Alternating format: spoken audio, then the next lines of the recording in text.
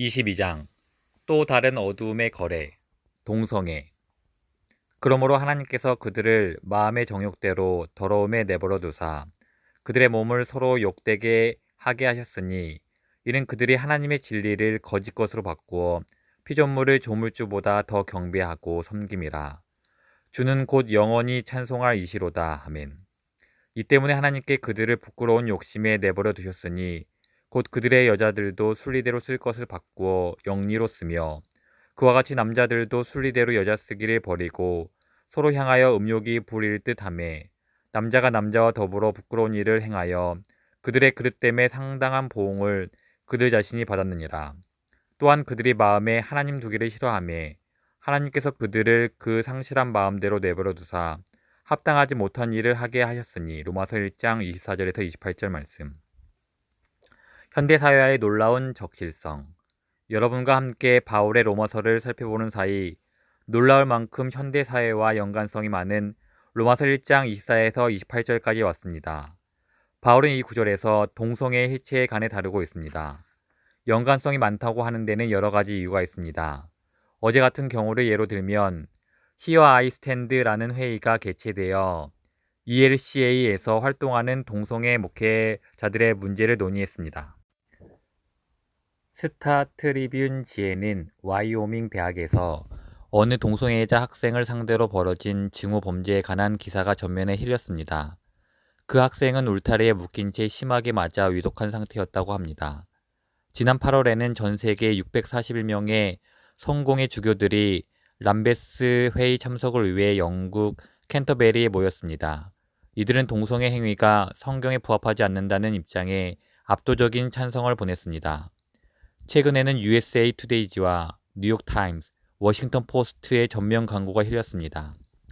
지난 여름 850명의 전 동성애자들이 모여 엑소더스 회의를 열고 그리스도 안에는 변화할 수 있는 능력이 있음을 선포하는 내용이었습니다. 우리가 사는 미네소타 지역에는 동성애자들이 자녀 양육권과 입양권을 주장하는 법률 소송이 끊임없이 제기되고 있습니다. 그리고 가장 급박하게는 지금 여기 앉아 계신 분들 중에도 동성애 쪽 욕구를 지닌 분이 있고 또한 여러분의 가족 중에는 자신을 동성애자로 여기며 심각하게 고민하는 사람들도 적지 않습니다. 오늘날 동성애 문제는 결코 피할 수 없는 일이 되었고 바울 당시에도 그다지 놀랄 만한 일이 아니었던 것 같습니다. 따라서 우리에게도 아주 놀라운 일이 아니겠지요. 과거와 달리 오늘날의 상황이 조금 색다른 것은 일부 사람들이 성경 말씀으로부터 동성애의 합법성을 변호하기 위해 애쓴다는 점입니다. 가장 흔히 주장하는 바를 예로 들면 그들은 신약 성경에서 비난하는 동성애가 오랜 시간을 두고 이루어지는 헌신적인 동성애 관계에는 해당되지 않는다고 하면서 장시간 지속한 동성애 관계를 합법이라고 말합니다. 성경이 말하는 잘못된 동성애란 난잡한 동성애 관계와 남색을 뜻하는 것이며 그것만이 불법이라고 주장합니다. 어느 학자의 말을 인용해 보겠습니다. 신약 성경이 반대하는 동성애는 아주 어린 시절부터 동성애적 성향을 보이던 사람들의 관계와는 전혀 다르다. 다시 말해 신약 성경에서 말하는 바는 오늘날 우리가 말하는 성역할 전환과는 다르다. 오히려 성적 도착에 관해 말하고 있는 것이다. 동성애 관계까지 하는 이성애자에 대한 비난일 뿐인가. 오늘 우리가 살펴보기로 한 본문에 대해 어떤 이들은 이렇게 주장하기도 합니다. 바울이 로마서 1장 26절에서 27절에서 비난하고 있는 바는 이성애자들이 자신들에게 자연스러운 이성애를 버리고 부자연스러운 동성애 관계까지 하는 것을 지적한다고 말입니다. 바울은 이렇게 쓰고 있습니다. 그들의 여자들도 순리대로 쓸 것을 바꾸어 영리로 쓰며 그와 같이 남자들도 순리대로 여자 쓰기를 버리고 서로 향하여 음욕이 부릴 듯하며 남자가 남자와 더불어 부끄러운 일을 행하여. 즉 그들의 논리는 이렇습니다. 동성애자가 동성애 관계를 맺는 것이 부자연스러운 것이 아니고 이성애자가 동성애 관계를 맺거나 동성애자가 이성애 관계를 맺는 것이 부자연스럽다는 것입니다. 위의 구절을 이런 방식으로 해석하면 최소한 3가지 중대한 문제점이 드러납니다. 그중 마지막 3번째 문제는 특히 이번 주 제를 전체적으로 담고 있기 때문에 처음부터 하나씩 그 문제를 살펴나갈까 합니다. 첫 번째 문제는 27절에서 바울이 말하고 있는 내용입니다. 남자들도 순리대로 여자 쓰기를 버리고 서로 향하여 음욕이 부릴 듯하며. 이 남자들이 본래 이성애자들인데 자연적인 욕망을 거스르고 있는 것이라면 서로를 향해 음욕이 부릴 듯함에라는 구절이 뜻하는 바는 무엇일까요? 아주 강하게 표현된 문장입니다. 선천적으로 이성애자인 남자가 다른 남자를 향해 음욕이 불붙는 듯 한다는 말입니까? 만약 그런 뜻이 아니라면 바울이 여기서 다루고자 하는 주제는 동성애 행위를 하는 이성애자가 아닌 것이 됩니다. 남자와 여자 양쪽 모두에 대해 성욕을 갖는 양성애자도 있습니다. 하지만 바울이 양성애자를 염두에 두고 쓴 것이라면 우리가 지금 얘기하고 있는 식의 해석은 설득력을 잃습니다. 만약 이런 식의 해석에 따른다면 남자가 남자와 여자 모두를 향해 음욕이 부릴 듯 하던 것도 자연스러운 일이 되기 때문입니다. 그렇다면 바울이 동성애자와 양성애자 중 어느 한쪽만 비난하는 것은 공정하지 못한 일이 됩니다. 그렇지만 바울은 부자연스러운 음욕과 그에 따른 행동을 비난하고 있습니다. 따라서 바울이 이성애자들에게 동성애 행위를 하지 말라고 비난한다는 식의 주장은 설득력을 잃습니다. 그러한 주장이 설득력이 없는 두 번째 이유는 26절 후반부에 나옵니다. 그들의 여자들도 순리대로 쓸 것을 바꾸어 영리로 쓰며, 여기서 영리로 쓴다는 뜻은 헬라어는 그리스도 윤리 문학에 등장하던 단어로 당시 이성애자들 사이에서 벌어지는 동성애 행위가 아니라 동성애 행위 그 자체를 지칭하던 말이었습니다. 따라서 바울이 사람들에 대해 잘못되고 부자연스럽다고 비난하는 이유가 이들이 천성적으로 이성애자인데 본성을 거슬려 이상의 행위를 하고 있기 때문이라는 주장은 설득력이 없습니다. 본문에서 순리대로 쓸 것을 바꾸어는 당시 헬레니즘 문학에서 그렇듯 동성애 행위 그 자체를 의미합니다. 바울은 이것을 부자연스러운 행위로 취급합니다. 이런 식으로 해석하는 것에 대해 세 번째 논란의 가장 의미심장한 부분입니다. 독자들을 더 깊은 본문의 의미로 이끌어주기 때문입니다.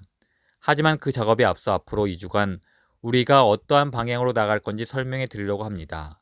오늘 설교의 목적은 로마서 1장 24절에서 28절 본문을 제가 할 수 있는 한 명확하면서도 충실하게 설명해 드리는 것입니다. 하지만 그렇게 되면 적용 시간이 짧아지겠지요. 그래서 다음 주까지 이어서 같은 주제를 전하기로 계획한 것입니다. 먼저 성경적인 근거를 넓게 깔아놓은 뒤 다음 주에는 구체적인 사안을 다룰 필요가 있습니다. 성경적인 균형을 잡기 위해 기도하다.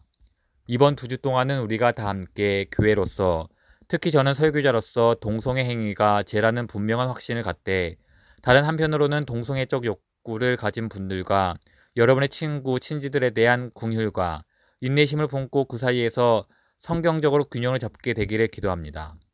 저는 동성애자들을 몰아내려는 마음이 결코 없습니다. 오히려 반대로 바울이 고린도 교회에 했던 말로 저도 우리 교회인들 앞에서 말할 수 있었으면 좋겠습니다.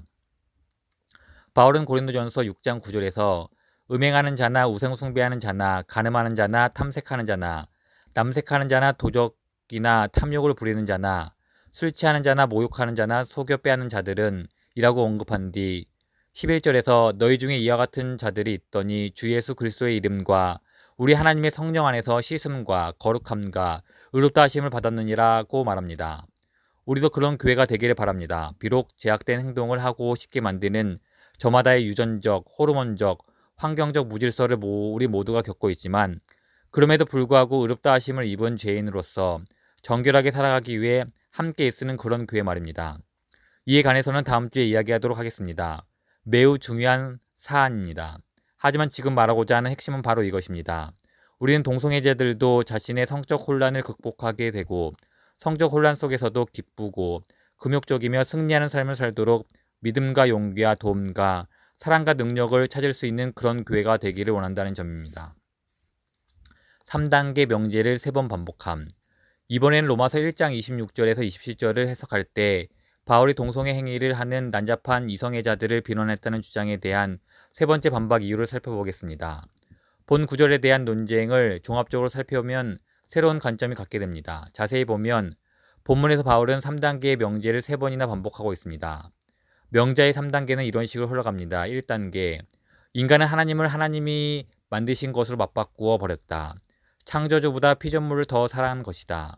2단계, 하나님이 인간이 원하는 대로 내버려 주셨다. 3단계, 우리는 신체적 외적으로 행하는 성적 관계를 통해 타락한 인간 영혼의 내적 영적 상태를 극적으로 보여준다. 즉 하나님을 인간과 인간의 심을 드러내는 우상으로 맞바꾸는 끔찍한 일을 저질렀다. 본문을 차례로 저와 함께 훑어보십시다. 바울은 3단계 명제를 3번이나 반복하고 있습니다. 3단계 명제의 첫 번째 23절에서 24절 1단계 썩어지지 아니하는 하나님의 영광을 썩어질 사람 모양의 우상으로 바꾸었느니라. 2단계 그러므로 하나님께서 그들을 마음의 정욕대로 더러움에 내버려 두사. 3단계 그들의 몸을 서로 욕되게 하게 하셨으니 하나님의 영광을 귀중하게 여기지 않는 그들에 대해 하나님은 수치스러운 행동을 하는 사람들의 육체적인 삶에 혼란이 발생하도록 그냥 내버려 두십니다. 그들은 더러움에 내버려 두셔서 그들의 몸을 서로 욕되게 하도록 하십니다. 인류의 성적 무질서는 인간이 하나님을 피조물과 바꾼 것에 대한 하나님의 심판입니다. 3단계 명제의 두 번째 반복 25절에서 27절 1단계 이는 그들이 하나님의 진리를 거짓 것으로 바꾸어 피조물을 조물주보다 더 경배하고 섬김이라 주는 곧 영원히 찬송할 이시로다. 아멘. 23절 말씀의 병행구입니다.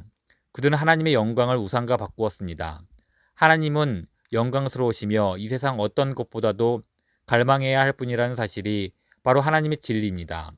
그런데 우리 인간은 피조물이 하나님보다 더 갈망해야 할 대상이라는 거짓말을 더 좋아합니다. 2단계 이 때문에 하나님께서 그들을 부끄러운 욕심에 내버려 두셨으니 24절의 병행구입니다. 하나님께서 그들을 마음의 정욕대로 더러움에 내버려 두사. 3단계 그들의 여자들도 순리대로 쓸 것을 바꾸어 영리로 쓰며 그와 같이 남자들도 순리대로 여자 쓰기를 버리고 서로 향하여 음욕이 부릴 듯하매 남자가 남자와 더불어 부끄러운 일을 행하여 그들의 그릇 때문에 상당한 보응을 그들 자신이 받았느니라. 이 구절은 24절과 병행을 이룹니다. 그들의 몸을 서로 욕되게 하게 하셨으니 바울이 24절에서 말하는 몸을 욕되게 한다는 것은 구체적으로 동성애 행위를 뜻합니다. 또한 알아차려야 할 것은 첫 번째 명제보다는 두 번째인 이곳에서 구체적으로 할 말이 더 많다는 것입니다.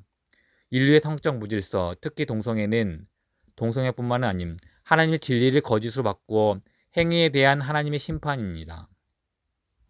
3단계 명제의 세 번째 반복 28절 1단계 그들이 마음에 하나님 두기를 싫어하며 23절 25절에 상응하는 내용입니다. 그들은 하나님의 진리를 우상으로 바꾸고 하나님의 진리를 거짓된 것으로 바꾸었습니다. 여기서는 그들이 자기 안에 더 이상 하나님 두기를 싫어한다고 표현합니다. 2단계 그들을 그 상실한 마음대로 내버려 두사. 24절에 하나님께서 그들을 마음의 정욕대로 더러움에 내버려 두사와 26절에 하나님께서 그들을 부끄러운 욕심에 내버려 두셨으니와 상응하는 내용입니다. 이것은 하나님을 피조물과 바꾸어 버린 것에 대한 하나님의 반응입니다. 3단계 하나님이 그들을 내버려 두사 합당하지 못한 일을 하게 하셨으니 24절 후반부에 그들의 몸을 서로 욕되게 하게 하셨으니와 26절에서 27절에 남자와 여자가 동성애 관계를 쫓는 부분과 맥이 닿아 있습니다. 따라서 동성애 행위는 몸을 욕되게 하고 옳지 않은 행동을 하는 것과 병행을 이룹니다. 결론 간단히 네 가지 결론을 정리해서 마무리 짓겠습니다. 1. 이성애든 동성애든 인간의 삶에 있어서 가장 근원적인 문제는 하나님의 영광을 우상으로 바꾼 것입니다. 또한 하나님의 진리를 거짓과 바꾼 것입니다. 우리의 마음에 하나님 두기를 싫어하는 것입니다. 하나님 경배하기를 패한 것은 인간에게 있어서 최악의 무질서입니다. 이것이 세상 모든 병폐의 근원입니다. 무질서한 성이 아니라 보다 근원적인 문제를 해결하는 것이 우리 인생의 가장 큰 숙제입니다. 2. 동성애에서 분명하게 드러나듯 물론 동성애만이 문제는 아니지만 우리 손속에 있는 성적 무질서는 인류가 하나님의 영광을 다른 것들로 바꾼 데 대한 하나님의 심판입니다. 이렇게 묻는 사람들도 있습니다. 에이즈는 동성애에 대한 하나님의 심판입니까? 성경 본문으로 대답하자면 동성애 자체가 인류에 대한 심판입니다. 우리 인간이 하나님의 영광을 피조물과 바꿔버렸기 때문입니다. 에이즈나 암, 관절염, 알츠하이머병, 기타 여러 질병뿐 아니라 온 세계에 일어나는 비참하고 허망한 일들, 죽음까지 모두 그렇습니다. 이것이 로마서 5장 15절에서 18절과 로마서 8장 20절에서 23절에서 말하는 핵심이며 로마서 1장 18절에 대해 이야기 나눌 때 살펴보았던 내용입니다. 거기서 살폈던 내용은 예수 그리스도를 믿고 믿음으로 의롭다 인정을 받아 하나님의 자녀가 된 사람들은 이 비참한 세상에서 벗어난 게 아니라는 것이었습니다.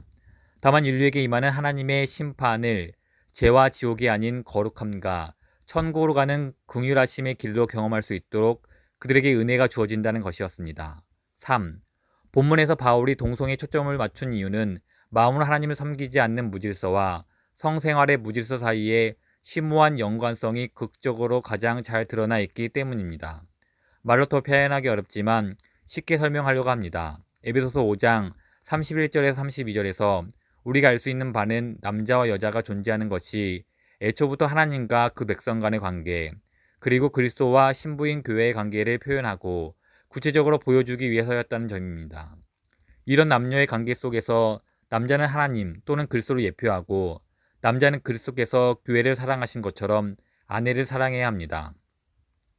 여자는 하나님의 백성 또는 교회를 상징합니다. 결혼이라는 언약 안에서 이루어지는 성적 연합은 순결하고 더럽혀지지 않는 강렬한 마음의 경배를 상징합니다. 그렇지만 인간은 하나님의 영광을 우상, 특히 인간의 모습을 본딴 우상으로 바꾸어 버렸습니다. 마음으로 드리는 경배의 아름다움을 말살시켜 버렸습니다. 그래서 하나님은 이에 대한 심판으로 하나님과 인간의 어지럽혀진 관계를 인간 상호 간의 무질서한 성적 관계로 상징화시켰습니다. 하나님과 인간의 올바른 질서 관계는 결혼의 언약 안에서 이루어지는 이성 간의 연합을 통해 드러납니다. 하나님과의 어지럽혀진 관계는 이성 간의 연합이 무너지는 관계 속에서 드러납니다. 동성애는 그러한 깨진 관계를 가장 생생하게 보여줍니다. 언약 안에서 경배하는 가운데 맺어지는 하나님과 인간의 관계는 결혼이라는 언약 속에서 남녀 간에 이루어지는 성적 연합에서 나타납니다. 그러므로 인간이 하나님에게서 돌아서서 자신의 우상을 섬길 때 하나님은 우리가 선택한 것에 우리를 내버려 둘 뿐 아니라 거기에 넘겨주시는데 이는 동성 간 결합이라는 자기 우상으로 돌아서는 남녀의 행태를 통해 나타납니다. 25, 26절에서 바꾸어라는 단어가 동일하게 사용되는 것에 주목하십시오. 4. 이제 마지막 한마디로 귀결됩니다. 다른 모든 영혼들과 마찬가지로 동성애에 찌든 영혼이 치유받는 길은 영광의 하나님께로 돌아가서 그분을 우리의 진정한 사랑의 대상으로 제자리에 돌려놓는 것뿐입니다.